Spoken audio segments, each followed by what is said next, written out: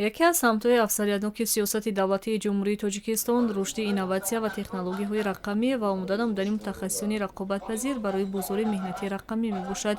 Бо ин мақсад дар назди агентии инноватсия ва технологияҳои рақамӣ назди президенти ҷумҳурии Тоҷикистон донишгоҳи инноватсия ва технологияҳои рақамӣ таъсис дода шудааст, ки имрӯз ҳамчун пойгоҳи асосии омода намудани мутахассисони соҳа фаъолият мекунад. Дар ин хусус зимни нишасти матбуотӣ дар агентии инноватсия ва технологияҳои рақамӣ назди президенти ҷумҳурии Тоҷикистон ба намояндагони воситаҳои ахбори умма иттилоъ доданд.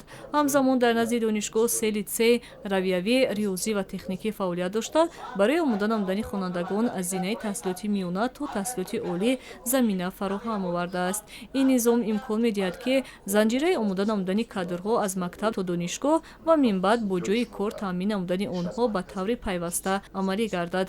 Ҳадаф ин аст, ки то соли 2030 тақрибан 100 000 нафар мутахассисони соҳаи технологияҳои иттилоотӣ ва коммуникатсионӣ бо ихтисосҳои гуногун ва таҷрибаи амалӣ омода карда шаванд. Дар баробари омода намудани мутахассисон, агентии татбиқи ҳукумати электрониро низ вусъат мебахшад.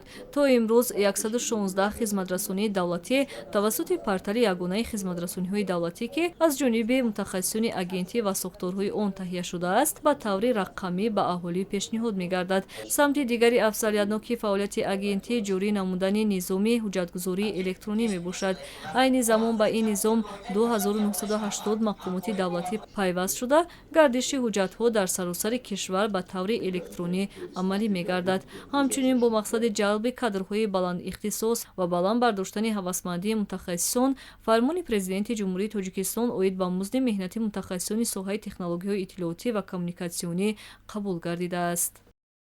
Агентии инноватсия ва технологияҳои рақамӣ назди президенти ҷумҳурии Тоҷикистон минбаъд низ дар доираи ваколатҳои соҳавӣ чораҳои муассирро роҳандозӣ менамояд.